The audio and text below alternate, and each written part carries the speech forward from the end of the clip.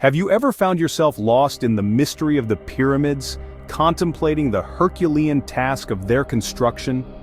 It is a thought that has crossed the minds of numerous individuals, historians, and archaeologists alike.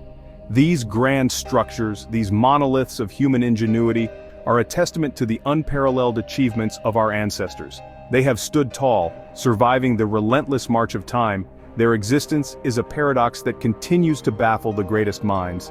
The pyramids, as we see them today, are far more than mere remnants of past. They are symbols of mankind's relentless pursuit of knowledge, landmarks that have been shaped by the collective efforts of countless generations. The work behind their construction is a testament to the extraordinary capabilities of human beings, the perseverance and innovation that lies at the very heart of our species. Yet, despite these astonishing facts, the pyramids remain shrouded in an air of mystery. Their precise construction methods, the intricate etched within their walls, the purpose they served for the society that built them, all these and more remain topics of debate and speculation among scholars. The theories surrounding their construction are as varied as they are fascinating. Some propose that they were built using a complex system of pulleys and ramps, while others suggest that the Egyptians possessed knowledge of advanced machinery. Some even go as far as to propose extraterrestrial intervention, although such notions are largely dismissed by mainstream academia. As we delve deeper into the history and the mystique of these ancient wonders, we uncover layers upon layers of complexity. Our journey, much like that of themselves, is fraught with questions and a lack of definite answers.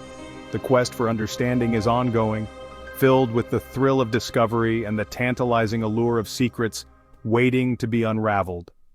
As we delve into the enigma of these ancient wonders, we'll journey through time, exploring the theories that have sought to unravel their secrets. From the minds of the ancient Egyptians to the modern-day scholars, join us in this fascinating exploration as we attempt to peel back the layers of mystery that surround these timeless monoliths.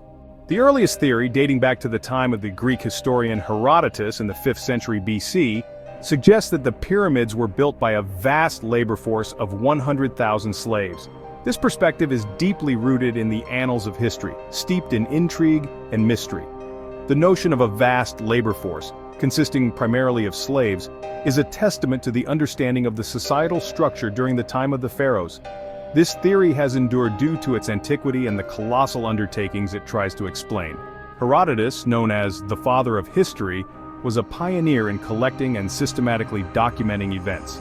His works provide us with a unique insight into the ancient world, a world full of stories, myths, and legends. He was intrigued by the Egyptian culture, their practices, and most notably, the pyramids. His theories hold weight due to his reputation as a thorough researcher and a reliable historian. For many, his vivid account of the construction of the pyramids stands as an indelible testament to the sheer might and organization of the ancient Egyptians. In this theory, Herodotus paints a vivid picture of the conditions under which the workers labored.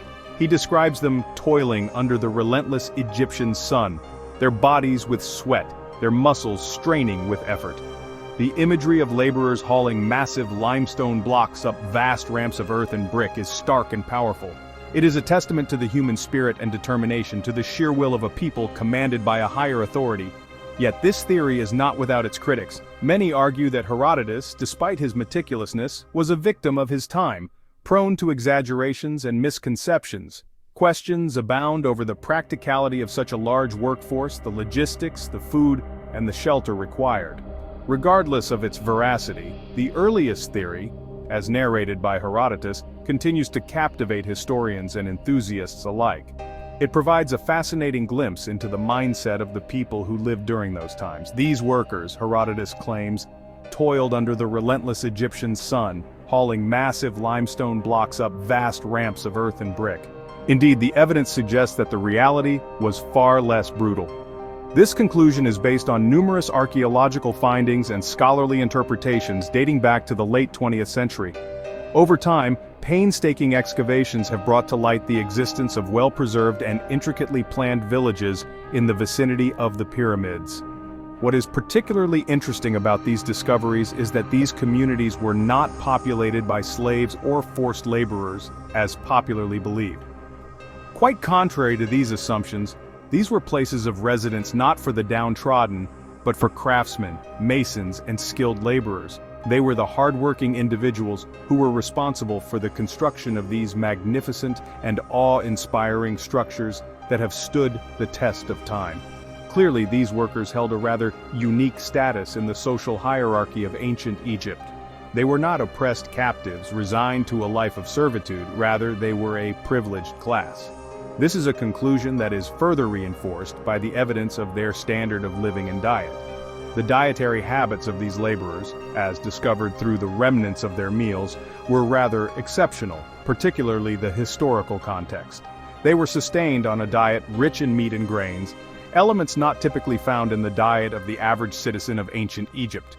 Their diet was a testament to their elevated social status, laying to rest the popular notion of them being slaves.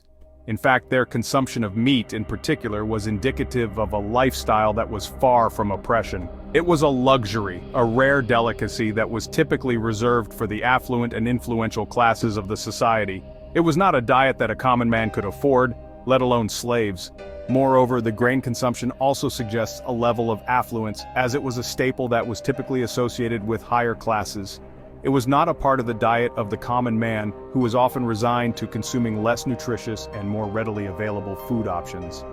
These workers, it seems, were not oppressed captives but rather a privileged class, sustained by a diet of meat and grains, a luxury in ancient Egypt. Then we delve into the theories of the French architect Jean-Pierre Houdin. Jean-Pierre is an intriguing character with a solid foundation in architecture and a comprehensive fascination with the Egyptian pyramids. He has spent years meticulously studying pyramid construction methods, culminating in his groundbreaking proposal in 2007. The year 2007 was a significant time for Houdin. He made public an innovative idea that marveled the entire architectural and historical world, an idea which revolutionized our understanding of the construction of one of the oldest, most mysterious and awe-inspiring structures in human history, the pyramids. His theory was revolutionary, questioning the long-standing conjectures and inviting us to rethink what we thought we knew about these historic structures. While many theories suggested that the pyramids were built from the outside in, Houdin boldly proposed the opposite. His theory was unique and against the norm, as it suggested that the pyramids were constructed from the inside out. This idea was not just groundbreaking, but also provided a logical explanation to a mystery that had been puzzling historians and architects for centuries. Houdin's theory proposes the use of an internal spiraling. He envisioned construction workers hauling heavy limestone blocks up this ramp, which spiraled up from the pyramid's core. His theory managed to solve many mysteries that plagued traditional theories, such as how the workers could have raised blocks weighing tons to such great heights. The basis of Houdin's theory was supported by thermal imaging techniques, a new technological breakthrough at the time. Using this technology, researchers conducted intensive studies on the pyramid structure. The results were fascinating, revealing anomalies within the pyramid structure, an inconsistent pattern which would make sense if the pyramids were indeed constructed from the inside. Houdin's theory has not only shed new light on how the pyramids were constructed, but has also sparked new discussions in the architectural society about the innovative methods used by the ancient Egyptians. His work is admired and continuously studied by architects and historians alike, adding new dimensions to our understanding of these magnificent structures. Houdin suggests that a spiraling internal ramp was used to raise the blocks, a theory supported by thermal imaging that reveals anomalies within the pyramid structure. Next, we delve into the fascinating theory of the wet sand technique, a concept introduced by an esteemed group of physicists hailing from the distinguished University of Amsterdam back in the year 2014. This technique presents a revolutionary perspective on the methods used by the ancient Egyptians in their iconic construction feats. The physicists propose that the Egyptians, employing their profound knowledge and understanding of the natural world, used a unique method to manipulate their environment. The crux of the theory suggests that the Egyptians likely dampened the sandy terrain in front of their colossal sledges. This seemingly simple act, they argue, would have had a significant impact on the Herculean task of moving the heavy limestone blocks. The dampening of the sand would create a dense layer, reducing the friction between the sledge and the ground. This would, in turn, make the process of hauling the enormous weight considerably easier, thus enhancing the efficiency of the workers. The beauty of this theory lies not just in its innovation, but also in its simplicity. It ingeniously integrates the understanding of physics with the empirical observations of the environment. It respects the intelligence and resourcefulness of the ancient Egyptians while providing an explanation that fits logically within the constraints of the physical world. This theory does not just float in the realm of speculation, it finds a significant and intriguing support in the historical records of ancient Egypt. A fascinating piece of evidence is depicted in a wall painting in the tomb of Jehuti-Hotep, a prominent Egyptian figure. This painting, through millennia, shows a worker diligently pouring water in front of a heavily loaded sledge. The image seems to validate the wet sand technique, providing a clue that the ancient Egyptians may have indeed used this method. As we delve deeper into this theory, we can't help but marvel at the combination of scientific reasoning and historical evidence that has led to its conception. The wet sand technique is a testament to the genius of the ancient Egyptians and the keen observation skills of modern scientists. This theory, supported by a wall painting in the tomb of Jehuti-Hotep, showing a worker pouring water in front of a sledge, takes us one step closer to understanding the mysteries of the ancient world. Our journey ends with the most recent theory from the archaeologist Mark Lehner. A man of immense dedication, Lehner spent a significant portion of his life immersed in the mysteries of Egypt's past. His devotion to understanding the techniques and methods of ancient Egyptian architecture led him to a groundbreaking hypothesis, a method of transport so ingenious it could have revolutionized the construction process of the pyramids. Lehner's theory, formulated from meticulous research and deep understanding of the ancient culture, a system of canals and harbors.